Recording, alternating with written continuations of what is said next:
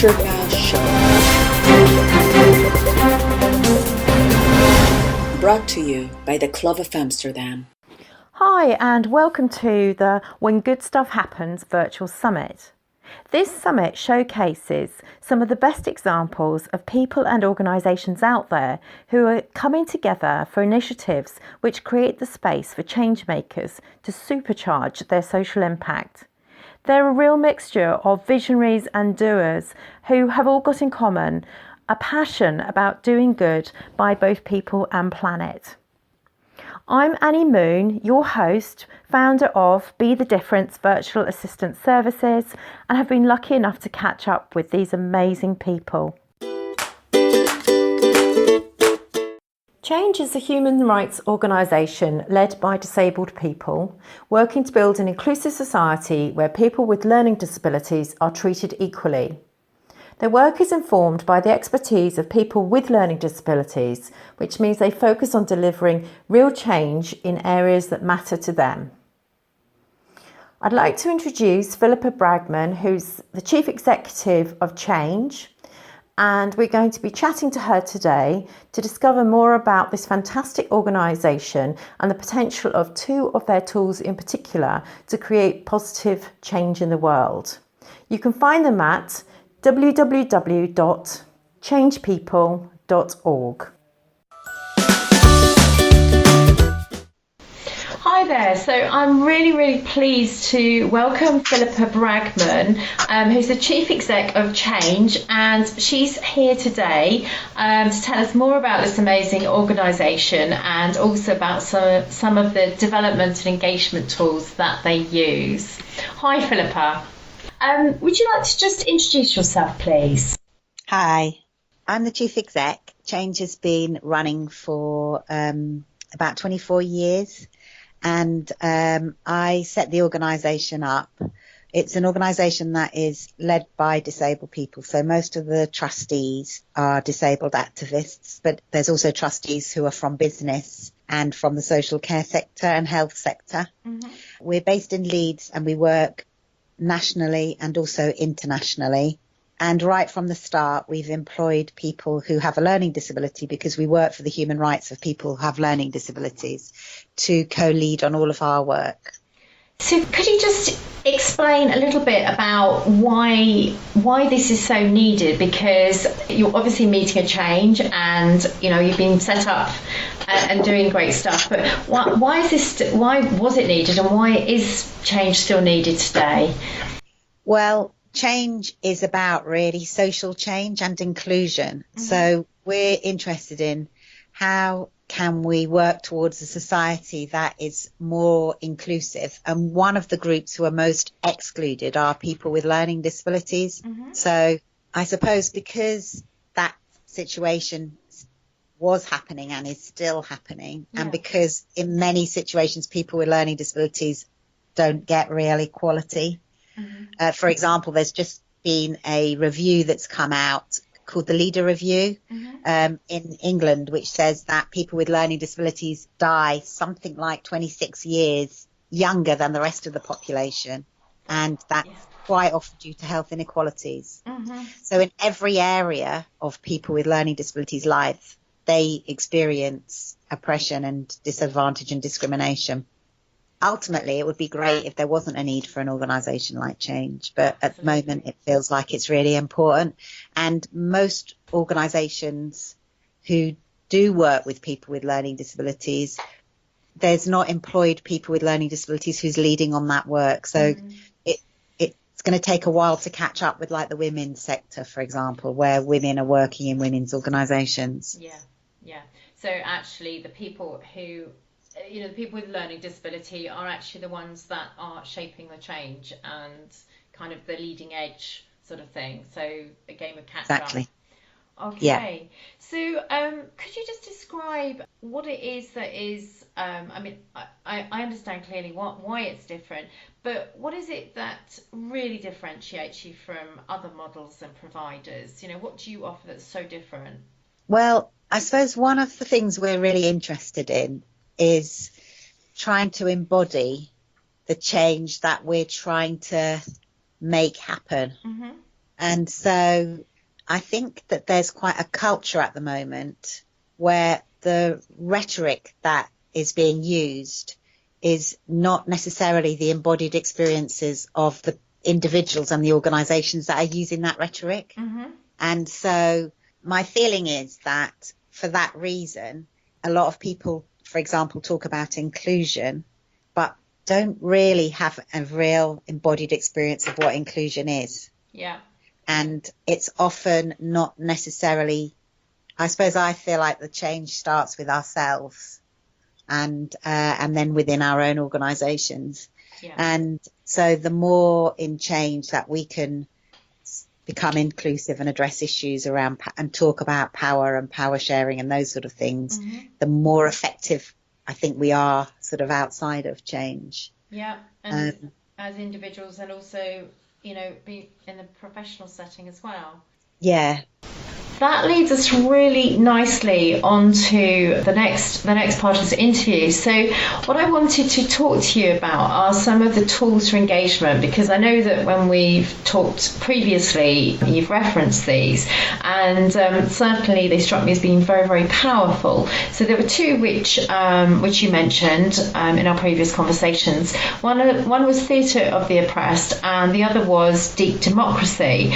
So could you just explain a little bit about what these tools are and how you use them? Yeah, so our experience in England is that there's a lot of language that develops to try to change a culture. So there's currently a lot of language that's being used around co-production, which is around power sharing in a decision-making process. Yeah. And people with learning disabilities who work at change go to meetings that are called co-production, and because they have a more embodied experience of what co-production is, they don't experience those meetings as co-production. And so we've, for the last few years, especially in our international work, been working on a model that sometimes is called world work or deep democracy. Yeah. And the idea is that every voice in the room is included. So whether that's the voice of sort of top manager or the voice of someone with learning disabilities, and given equal value.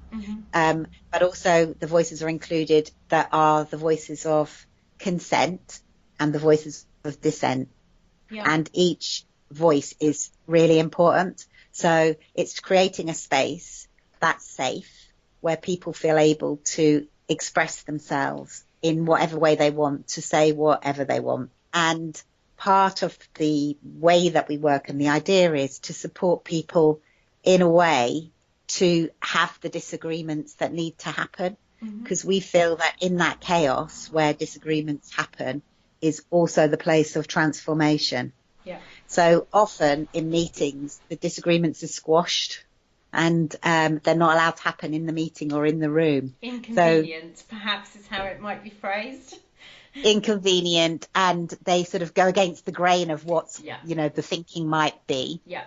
And quite often it's the voices that go against the grain that might hold key answers to what change needs to happen. To move forward. But it's often those voices that are squashed, and then sort of in a way it doesn't change what people think. So people leave the meeting with their same views, but with an added frustration. Yeah. So the way we work is around using lots of different techniques so people have an embodied experience of inclusion and working in a way that is sort of equal, but also that we encourage people to say how they're really feeling and to talk about the things that maybe they haven't talked about before, and to sort of step into the difficult conversations that they're not necessarily used to having.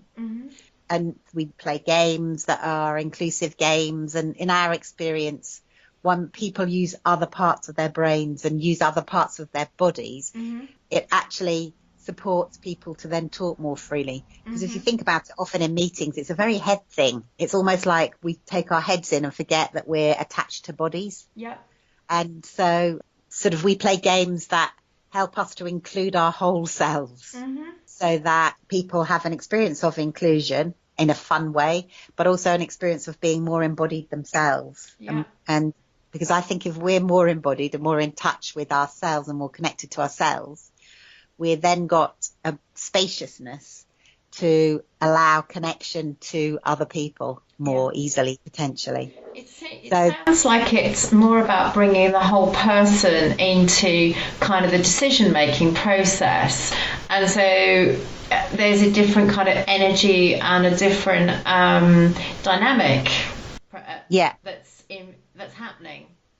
Yeah, it is really different. It's really different. And the other thing is that I think often happens is sort of there's a culture of professionalism, which it's unspoken, but there's a link between if you're a professional, you don't really show your emotion. We don't show our emotions or our feelings. Mm-hmm. So being a professional is about not making ourselves vulnerable. Yeah. And so we've got to put that vulnerability somewhere. So my feeling is we put it onto people with learning disabilities and we say they're vulnerable, but we're not vulnerable. Mm-hmm. So through these processes, we also support people to tap into their own emotions and to share their feelings. Yeah. Because one of the other thing that happens is if you don't tap into your own feelings at work and your own emotions, then there's a disconnection. And that means that you're not going to tap into the feelings and emotions of other people. Yeah. And so one of the things that people with learning disabilities often say to us about professionals is that they don't feel that they are empathetic to their situation. Mm-hmm.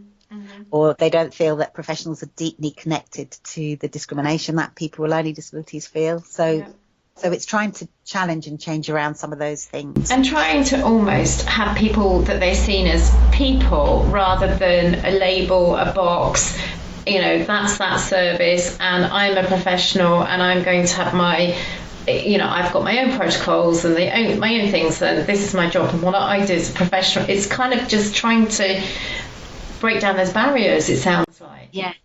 In a way, it's all of us have got those boxes and those labels. So whether it's that you're a manager or you're a social worker or you're a... So it's trying to break down the labels for all of us and for sort of ourselves to step forward out of the shadows. And could you just give me perhaps an example of an issue or a theme that you've been able to use this approach around? Yeah, so we facilitated a day around advocacy. Mm-hmm. And we invited advocacy organisations, commissioners, advocates, people with learning disabilities, carers, mm-hmm. NHS England. We tried for the group to be as mixed as possible. Yeah. And the idea was to look at sort of what is advocacy and what's the role of advocacy. Is it important? If it is, why is it important? What's going wrong? How could we make it better? Mm-hmm. So to look at all those issues, really. And what happened on the day? Did it shift things? Did it move things forward? One thing that was interesting is it really, really snowed the night before and in the morning. And so quite often when there's things like this, that's sort of like an excuse to sort of not come in and have a day off and stuff. But actually, despite that, some people, it took them 2 hours to get there. But despite that, I think there was about 30 people who came. Excellent. So there was a few people who didn't come, but a lot of people came. So that was really good. And I think one of the things we are asking, people with learning disabilities are always being asked to step out of their comfort zone because they're always being asked to go into meetings where they are not in a powerful position and the meetings have been preset. Yeah. And the thing with working in this way is we're supporting and asking the professionals to step out of the way they normally do things. And so, I mean, we had great feedback from this day. I mean, people with learning disabilities, some people said that people with learning disabilities talked about things they'd never talked about before. I think for the people who didn't have learning disabilities, having an experience of doing something in a completely different way felt empowering, although they didn't think it would feel empowering to start with. I think the conversations people had were quite different. And we were asking people to talk about feelings, to make sculptures. We used Theatre of the Oppressed in the afternoon. So people created short plays about experiences of times when they felt like they didn't have advocacy. Yeah. In the afternoon, we worked with the participants to look at ways in which the person in the plays who didn't have the power, which is the people with learning disabilities, what they could do to become more empowered, or could they not do anything? So it really sort of brought out really good discussions. And since that happened, have you had kind of more feedback perhaps from both, well, from everybody, that this has really helped them in their practice and that there has been some concrete change for them, or perhaps within their organisation? We were commissioned by NHS England, and we've just written the report up and it's been agreed. So that process took quite a while. Yeah.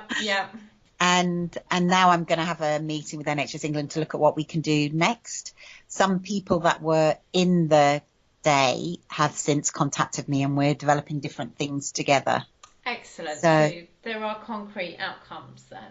Yeah. And we're trying to bring this way of working into lots of other areas. That's my next question. I'm trying to talk to like the Department of Health about where they have very fixed ways of having meetings, about if there's an opportunity that they could sort of take a risk to try and have a different type of conversation to see what happens. Yeah. I think the thing is, it's when people are so used to doing something in a certain way, it takes a while for them to feel able to free themselves up to try a different way, even if the way people are doing things isn't working very well. And in some ways, I think the more something isn't working, the more people become attached to the idea and too scared to do anything else. Exactly. And is this something that Change is offering as perhaps a service to perhaps train other organisations? These techniques do change things, literally, change the dynamic, help with decision making, etc. Is this something that you're offering as a training package to others who would perhaps benefit from it, really? Well, it's two things. We've worked on a European project with, I think, 8 partners, where we have trained all the partners were co-facilitators, co-trainers. So a person with learning disabilities and a person not with learning disabilities, taking an idea into their own countries from the Convention on the Rights of People with Disabilities around supported decision making. Yeah. We trained them about how to use theatre of the oppressed and how to use deep democracy to bring those ideas into their own countries. What we're more interested in a way, is looking at different issues and ourselves having the opportunity to use deep democracy and theatre of the oppressed as a way to look at different issues. Okay, so kind of using it. So in a way, it's the first step is for people to have that experience, as opposed to everyone learning how to do it. If people we're still dipping our toe into actually people wanting to do it, if that makes. Absolutely. And it's a big thing, this. I mean, it is changing the entire kind of landscape, isn't it? So and also you want to do it in a way that people do feel safe, supported, etc., so that they trust in it and can hopefully take it further. It is trying to change the landscape, and it's trying to change the way that people have discussion. I mean, one of the things that's really interesting is when we've been asked to work in this way, we're asked from the beginning, well, what are the outcomes? And what we're saying is the whole point of working in this way is actually we don't know what the outcomes are. It's the process rather than the outcomes, and then it's the process, and through the process we'll reach the outcomes, but we don't go in knowing what the outcomes are. So to me it reflects the culture. So the culture is well, how can we fund something if we don't know what the outcomes are going to be? Where's the action? Where's the action plan and my tick boxes and my everything? And so in a way, what happens is the process. At the moment, there's a bit of a culture, I think, where the process is neither here nor there. What matters is as long as we've got the outcomes, we don't care so much about the process. As long as you tick the co-production box and tick this, that, and the other, and we've got these outcomes, that's what matters. And what we're trying to suggest is that if you get the process right, and we know that from from 24 years of change, if you get the process right, then the outcomes, you're going to have a better chance of the outcomes working. Exactly. I mean, in lots of ways, it's a kind of community development process, isn't it? In that it's all about the process, and you're bringing everyone together, on a more level playing field, and what happens in the outcomes will be defined by everybody, sort of thing, isn't it? It's just a very, very different starting point. It's a very different starting point. And it's really trying to get people to stop. It's like we were giving a presentation at a workshop at a really big health event. And I was with my colleague who works at Change, who has a learning disability. And we together went to a workshop that was talking about power and power sharing. And we arrived like about 2 minutes late, so we weren't sitting together. And there was about 100 people in this workshop. And the aim of it was to talk about power and power sharing. So first of all, there were 3 presentations, one of which was from a great organisation that works with people with learning disabilities, but the presentation wasn't given by a person with learning disabilities. He was talked about, and there was a film about him, which made me feel slightly uncomfortable. Yeah. And then there were 2 other presentations, and then the facilitator said, right, now we're going to have a discussion about power and power sharing. The person with learning disabilities from Change, fairly near the beginning of this discussion, put his hand up and said, I'm really sorry. I'm a professional person like you, but I do have a learning disability, and I actually don't understand what you're talking about. They went, yes, and then everyone completely ignored him. No. And then by the time I got the microphone, which was towards the end, I'd interestingly been trying to speak, but I was sort of, people didn't see me. And I was saying, it's really interesting because he offered the workshop an opportunity to actually embody power sharing. Yes, exactly. Rather than just talk about it. And we didn't. Yeah. So what, and everyone in that workshop assumed that they were the good guys that knew about power sharing. Yeah. So that the conversation was steering towards, we all understand it, but how do we get other people to understand it? To understand their agenda, how they perceive it, rather than actually here is somebody who has the experience and can speak, Well, and also he was actually saying, this workshop, I'm not understanding what you're saying. Yeah. Yeah. So it was an opportunity for the process to become one of power sharing and inclusion in that hour of the workshop. And no one sort of picked him up on it. No. So, and no one realised. No. I really was quite anxious about saying it. And I tried to say it in a way that was not criticising or judging, but a way that was sort of opening up people's hearts and minds. But it felt like I'd dropped some sort of bomb. Yeah, no, I can imagine. It was like the room went silent. Absolutely, totally silent. Yeah. I mean, what's interesting is a couple of people after that have since contacted me saying that out of the day, the thing that struck them was that. Exactly. And that says, and again, it sounds like it was a missed opportunity. So, Philipa, that brings me to the end of my questions. And thank you so much for sharing about Change and also the, really awesome stuff, actually, that you're doing in terms of, it sounds like you're at the start of the process, but through the tools that you're using. And I'd just like to thank you very much for taking part in this interview. Thank you. Thank you very much, and I'll look forward to speaking to you soon. Bye for now. Thanks, Annie. Bye.